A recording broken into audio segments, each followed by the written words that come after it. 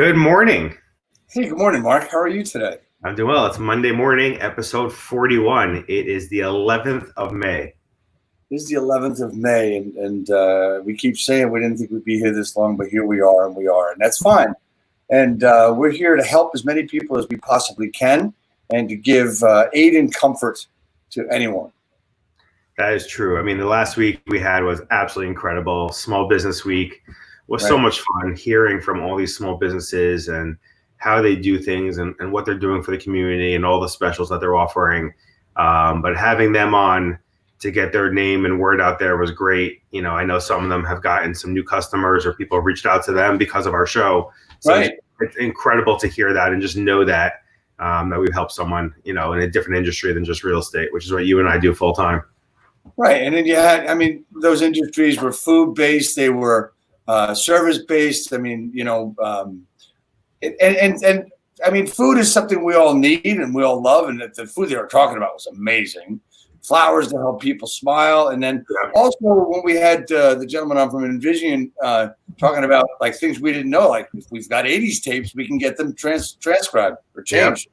And then we had that reset at the beginning of last week. Reset is a natural supplement to help you relax and de-stress. It was really cool. And now that I'm following them on social media, like the information that they're putting out is truly, truly helpful. So everyone should follow Reset. Check them out online, see what they have going on.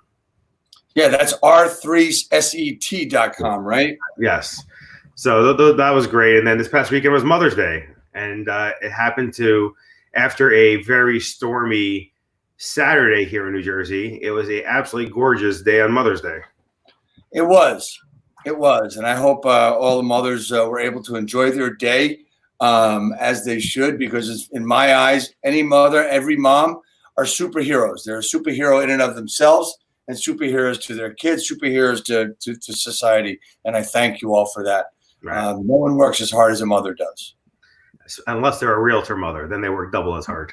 That's true, because they're never off. You might have 5 minutes, but that 5 minutes is not. Yeah, so happy Mother's Day to all the realtor mothers out there who are taking care of their families and taking care of all their clients. You are truly a special breed. So happy Mother's Day to you. Hope you guys enjoyed your day with your families or with your clients. And here we are Monday morning, you know, the 41st show. We're going on 9 weeks now of our show, which started as just, hey, let's do something in the morning and give a little motivation to real estate agents. And now it's turned into a show where we have all industries and all people watching just for tips and ideas and motivation and whatever's going on in the world that we discuss here. So welcome everybody again to our show. Yeah, welcome everybody. I mean with tips and stuff, I mean, I want to just talk about one other thing. And basically that's got to do with what you've been doing over the past like 8 weeks. Now we're 9th week for us.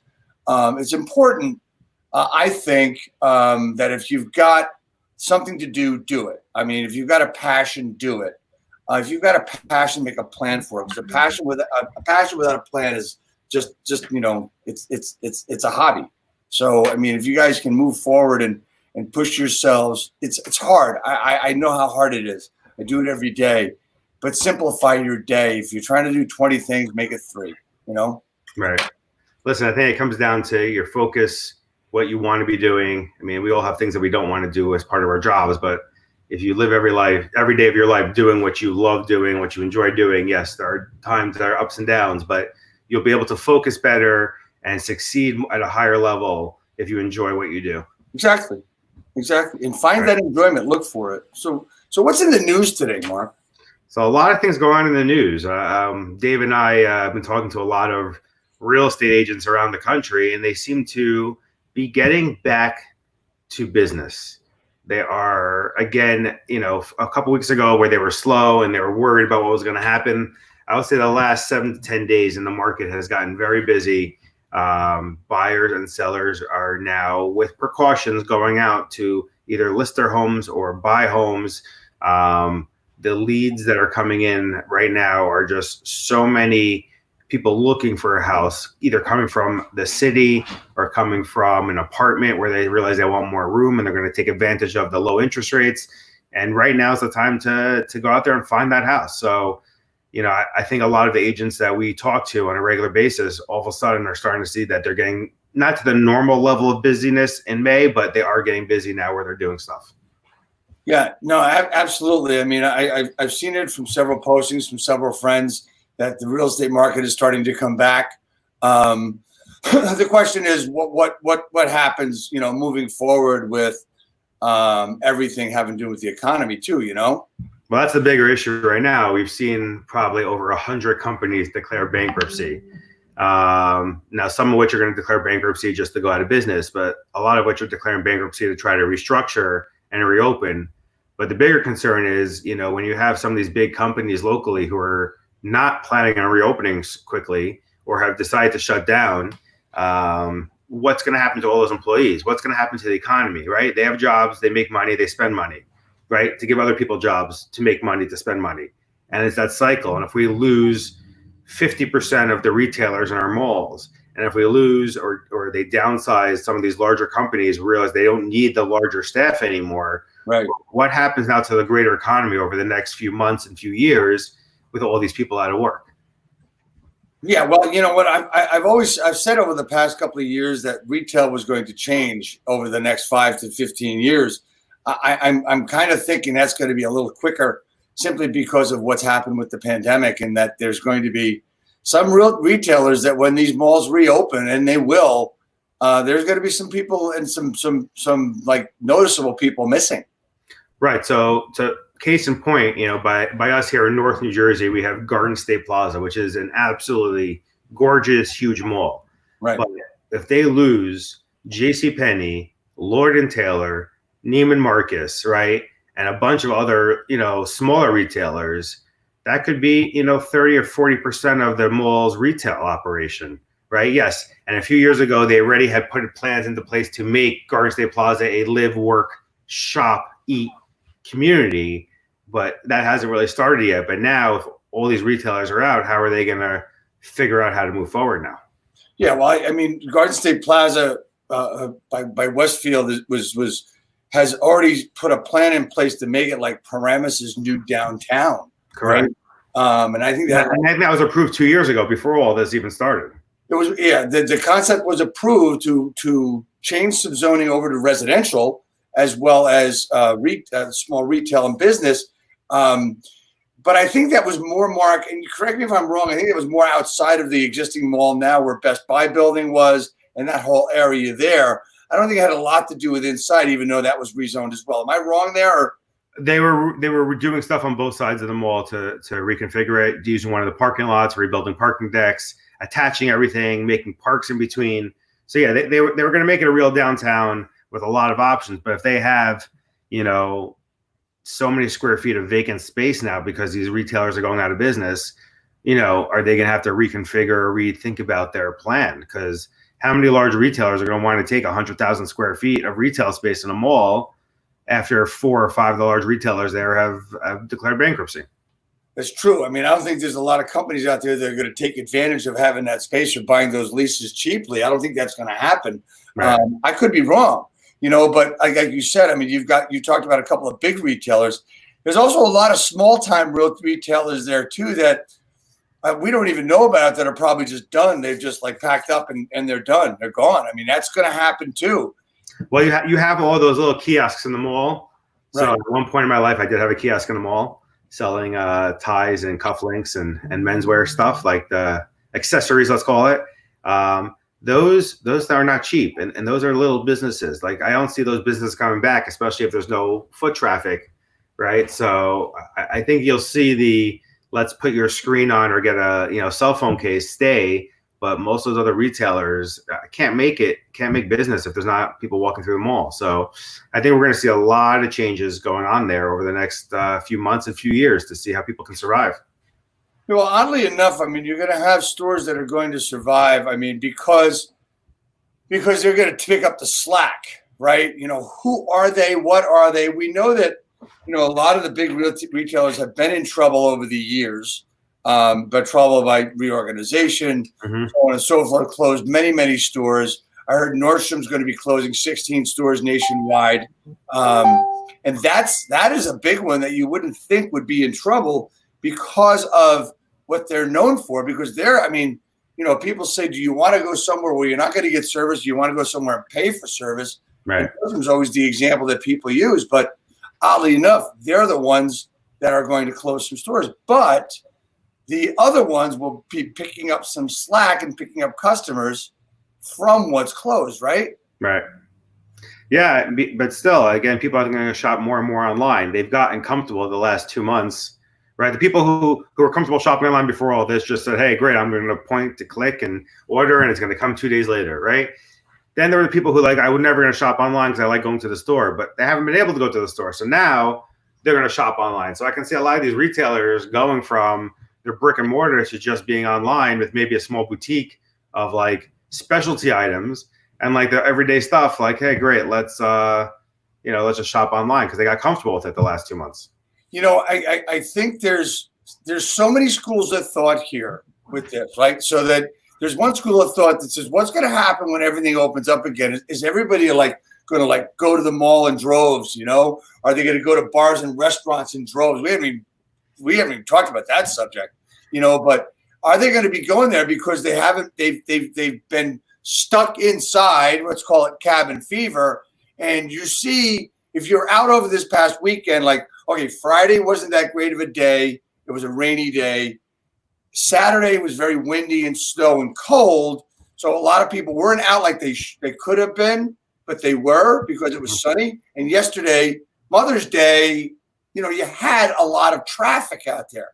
Is that going to be something we're going to start seeing because of warmer weather here in the Northeast? Or is it going to be still the consolidation of people staying home and waiting for everything to be safe for vaccines? I think you're going to have 50-50. I think people are going to be split. People are anxious to go out, but when they go out, they're going to be somewhat careful. I think they're going to have to see if there's a place for them to go. I don't know that some of these places that people want to go to are going to be open anymore. Like we were saying, we don't know what's going to happen with the malls. We don't know what's going to happen with these restaurants, right? Will they be able to survive on 30% occupancy when they reopen, right? Or are they just going to keep losing money and they're going to say we're not opening until we can open fully, which might be 6 months or a year from now, right? All these things come into play and figuring that out, which brings us, you know, to the next thing, right? But what happens to all these shore towns, right? All these shore rentals this year are up 30, 40, 50%, right, in terms of the rental prices. The houses I know that I've rented in the past for, you know, $2,000-$3,000 for the week or $5,000 right now for the same week, because all these city dwellers and all these people want to, you know, get out to somewhere nicer, beach weather. So all those restaurants, you know, hopefully will succeed this summer. But, you know, the Airbnb world is changing because none of the business people are traveling. It's only going to be for vacation now. So the vacation destinations are in demand. The business destinations are dead, right? How are all these people going to survive? That's a great question. I mean, Airbnb was like one of the new investments, right? You buy a couple of apartments or you lease a couple of apartments, and then you're able to use those as Airbnbs and make money on them on a regular basis. That business is going to be maybe, you know, in trouble, and there's going to be a lot of people that maybe have these leases that are going to have to give up on them and, you know, walk away, and they may have to declare bankruptcy. So there's so many things. When you look at, let's look at the New Jersey Shore, for instance, you mentioned. Yeah. You know, those rates, those rental rates for weeks or months are now up. And haven't people been going? Excuse me, haven't people been going there in May instead of waiting until June? Yeah, I mean, I have realtors who I'm friends with down at the shore now at Long Beach Island. They say that their rental community there has started renting, you know, already at the end of April, and they have rentals through May when they normally start, you know, Memorial Day weekend. People are renting it through May, June, July, August, even in September already, just to know that they have a week or two or a month out of their apartment, out of their small house, where they can, you know, have a little more outdoor space by the beach, relaxed atmosphere. And so those rentals are up.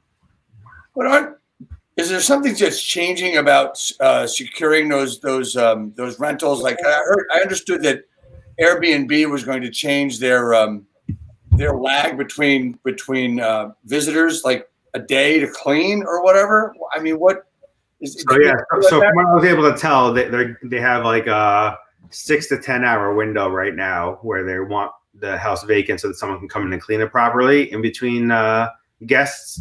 Some of them are ending on Friday and beginning on Saturday. Some of them are ending on Saturday, beginning on Sunday. So everyone has a little bit of a different thought process of what they're going to do. But yeah, a lot of them are getting cleaned in a different way, and you have to pay an extra cleaning fee in order to be able to take the rental. Oh, wow. Okay. Okay.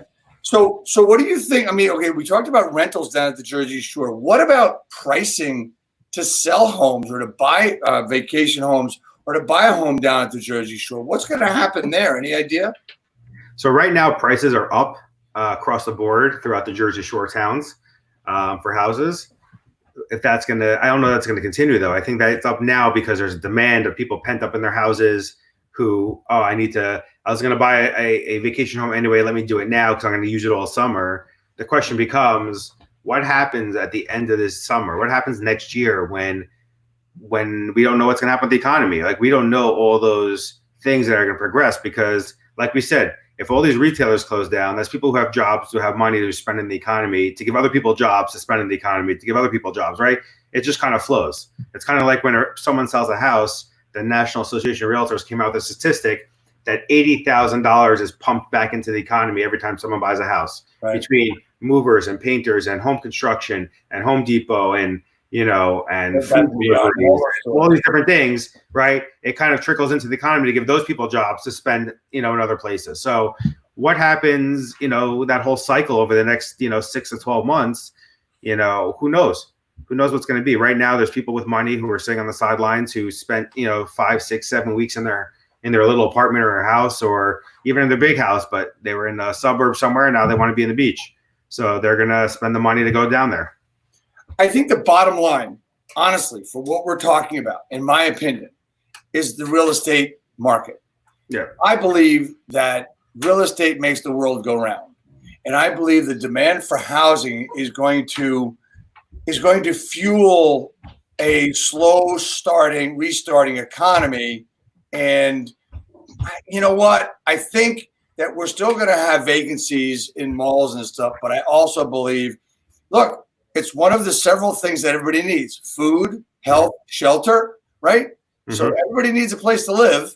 And, they're still building, as far as my eye can see, hundreds of units of rentals. So, I mean, we still need people. We're still a growing economy. We're still a growing country, a growing society, right? I think we are. But again, the news reports that are coming out is that all these huge investment firms and capital firms who own multifamily around the country are defaulting on loans. We're not defaulting on $1 million loan. They're defaulting on $100 million loan or $300 million loan because they're not going to be able to collect rents for the last 2 months because those people were out of work. So how does that play into the economy, right? Does everyone just think the banks and the government's going to bail them out and give them a new loan at a better rate and restructure everything?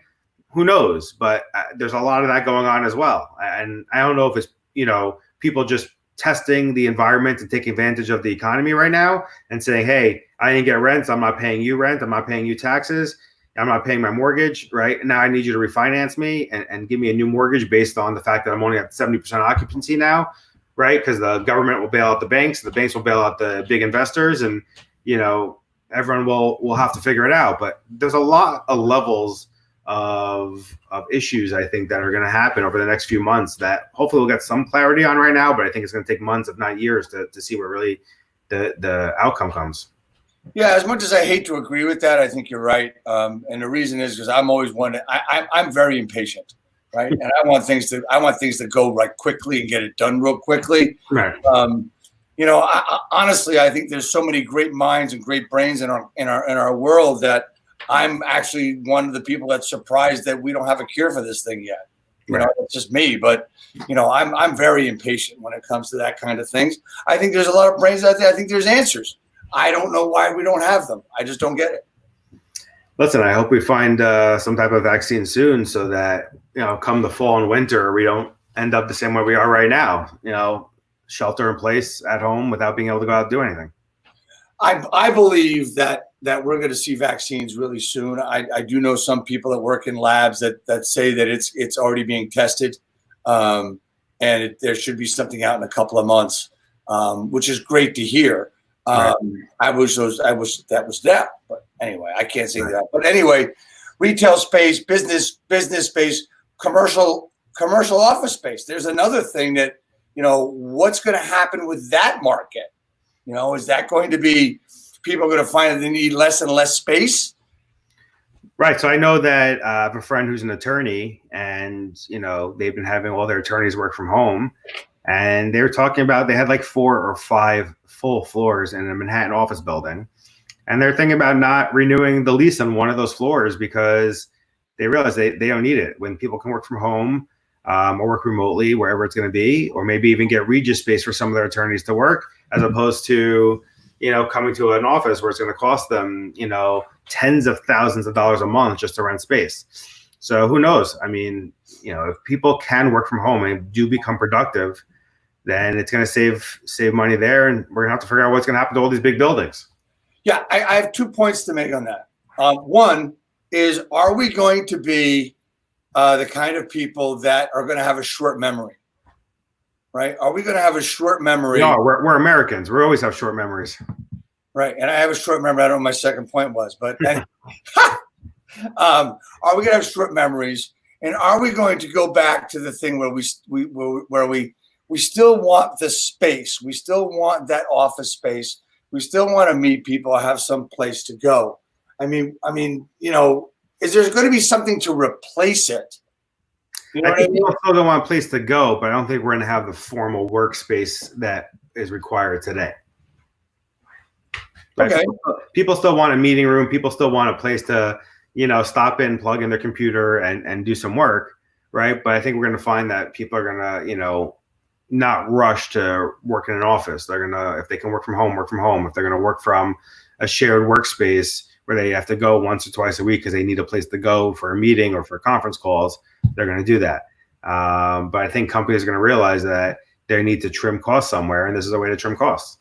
But here's a friend who works at a big bank, right, who was working from home already 1 or 2 days a week, and now she's like, "There's no reason for me to go anywhere anymore." Our entire team just communicates, through all the different programs out there, and we're all getting work done. Like they haven't missed a beat. So why would they need to all spend time in an office?